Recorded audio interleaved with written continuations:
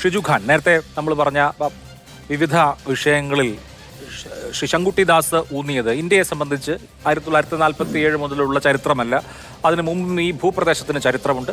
അപ്പോൾ അതിൽ ഹൈന്ദവമായിട്ടുള്ള ധാരാളം കാര്യങ്ങൾ ഉൾച്ചേർന്നിട്ടുണ്ട് ഇന്ത്യയുടെ ദേശീയ സങ്കല്പത്തിൽ എന്നുള്ളതാണ്. ഹൈന്ദവവും ബൗദ്ധവുമായ പൗരാണികമായ പല കാര്യങ്ങളും നമുക്ക് ഭാരതത്തിൻ്റെ പൗരാണിക ചരിത്രത്തെ സമ്പൂർണ്ണമായി തമസ്കരിക്കുകയോ നിരാകരിക്കുകയോ ചെയ്യുക ഒരു ആധുനിക ദേശരാഷ്ട്രത്തിന് എന്നുള്ളത് സാധിക്കുന്ന കാര്യമല്ല. പക്ഷേ ഇവിടുത്തെ ഇപ്പോഴത്തെ രാജ്ഭവനിലെ ഈ പുഷ്പാർച്ചനയും തുടർന്നുള്ള വിവാദങ്ങളും ഈ പറയുന്ന പൗരാണിക ചരിത്രത്തോടോ പാരമ്പര്യത്തോടോ ഉള്ള അഭിനിവേശം കൊണ്ടാണ് എന്ന് കരുതുന്നുണ്ടോ? യഥാർത്ഥത്തിൽ ശങ്കുറ്റിദാസ് മുന്നോട്ട് വെച്ച പല വാദങ്ങളെയും കോൺസ്റ്റിറ്റ്യൂവൻ്റ് അസംബ്ലി തന്നെ തള്ളിക്കളഞ്ഞ വാദങ്ങളാണ്. ഇപ്പോൾ ഇന്ത്യയുടെ ചരിത്രവും പാരമ്പര്യവും എല്ലാ സംസ്കൃതികളുമായും ബന്ധിതമാണ്. അതിൽ വ്യത്യസ്തങ്ങളായ മതങ്ങളുടെ, സംസ്കാരങ്ങളുടെ, ഭാഷകളുടെ ഒക്കെ സവിശേഷത നമുക്ക് കാണാൻ സാധിക്കും. എന്ന് മാത്രമല്ല, ഇപ്പോൾ ശങ്കുറ്റിദാസൊക്കെ അനുകൂലിക്കുന്ന ഒട്ടേറെ ആളുകൾ കോൺസ്റ്റിറ്റ്യൂവൻ്റ് അസംബ്ലിയിൽ ഇന്ത്യയുടെ പേരെന്തായിരിക്കണം എന്ന ചർച്ചയ്ക്ക് അവരൊക്കെ കൊടുത്തിട്ടുള്ള ചില വ്യാഖ്യാനങ്ങളുണ്ട്. ഇപ്പോൾ ഭാരതവർഷം, ഹിന്ദുസ്ഥാൻ തുടങ്ങിയ പേരുകൾ അവരെപ്പോലുള്ള ആളുകൾ അവിടെ മുന്നോട്ട് വെച്ചതാണ്. പക്ഷേ മഹാനായ അംബേദ്കർ കൺക്ലൂഡ് ചെയ്തുകൊണ്ട് India that is Bharat shawl B A union of States എന്ന കൃത്യമായ ഡെഫിനിഷനാണ് കൊടുത്തത്. എന്ന് പറഞ്ഞാൽ ഇന്ത്യ എന്ന നാമം ഏതെങ്കിലും ഒരു മതത്തിൻ്റെ പൗരോഹിത്യവുമായോ ഐതിഹ്യവുമായോ മിത്തോളജിയുമായോ സന്ധി ചെയ്യുന്ന ഒരു വാക്കല്ല എന്നതുകൊണ്ട് തന്നെ വളരെ സവിശേഷമായ ഒരു പ്രാധാന്യത്തോടു കൂടിയാണ് India that is Bharat, Bharat that is India എന്നല്ല, കൃത്യമായും ഇന്ത്യ ദാറ്റ് ഈസ് ഭാരത് എന്ന ഡെഫിനിഷനിലേക്ക് നമ്മുടെ രാജ്യം എത്തി. അപ്പോൾ ശങ്കുറ്റിദാസ് നമ്മുടെ ചരിത്രം കൃത്യമായും കോൺസ്റ്റിറ്റ്യൂവൻ്റ് അസംബ്ലി ചർച്ച ചെയ്തു. ഹിന്ദുസ്ഥാൻ എന്ന പേരല്ല നാം സ്വീകരിച്ചത്, ഭാരതവർഷം എന്ന പേരല്ല നാം സ്വീകരിച്ചത്, ഇന്ത്യ എന്ന പേര് നാം സ്വീകരിക്കുകയുണ്ടായി. രണ്ട്, ഇപ്പോൾ ചില കാര്യങ്ങളെ സൂചിപ്പിച്ചുകൊണ്ട് ശങ്കുറ്റിദാസ് ഇന്ത്യയുടെ ഒരു പാരമ്പര്യത്തെക്കുറിച്ച് പറഞ്ഞല്ലോ. ഏതാണ്ട് 1,17,369 വാക്കുകളുള്ള ഇന്ത്യൻ ഭരണഘടന ലോകത്തെ ഏറ്റവും ബൃഹത്തായ ഭരണഘടനകളിൽ ഒന്നാണ്. ആ ഭരണഘടനയുടെ അതിൻ്റെ എഴുതപ്പെട്ട കോപ്പി, അതിൻ്റെ ആദ്യത്തെ എഴുതപ്പെട്ട കോപ്പി നമ്മുടെ പാർലമെൻറ്റിലെ ലൈബ്രറിയിൽ ഇപ്പോഴും കൃത്യമായും സൂക്ഷിക്കുന്നുണ്ട്.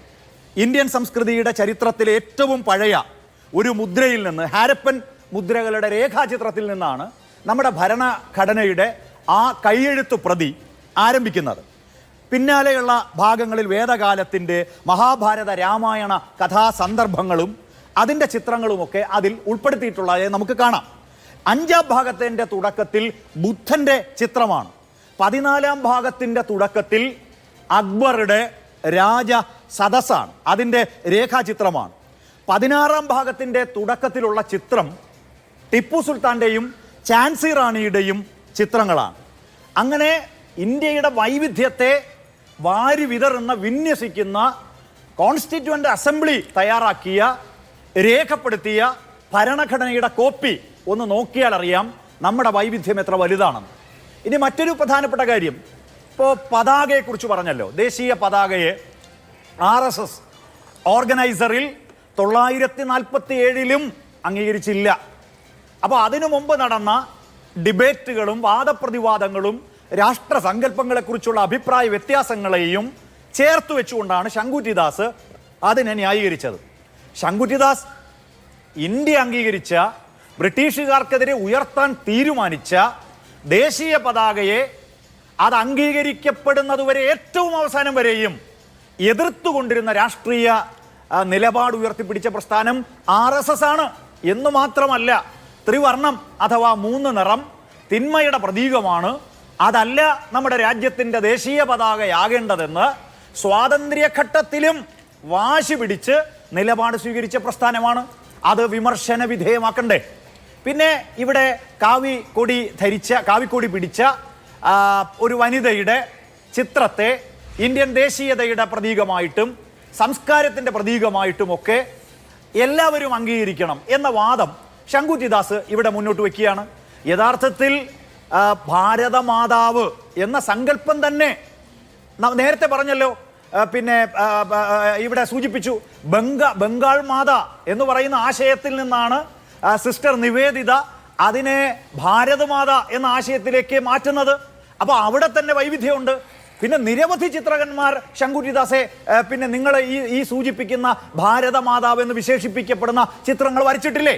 ഇതിലെ ഏതൊക്കെ ചിത്രമാണ്? 4 കൈകളുള്ള ചിത്രമുണ്ട്, ആഫ്രിക്കൻ സിംഹത്തിന്റെ അകമ്പടിയോടുകൂടിയുള്ള ചിത്രമുണ്ട്, അഫ്ഗാനിസ്ഥാന്റെയും നേപ്പാളിന്റെയും പാകിസ്ഥാന്റെയും അവിഭക്ത ഇന്ത്യയുടെ എന്ന് പറഞ്ഞാൽ ഇന്നത്തെ ഇന്ത്യൻ ജിയോഗ്രഫി അല്ല.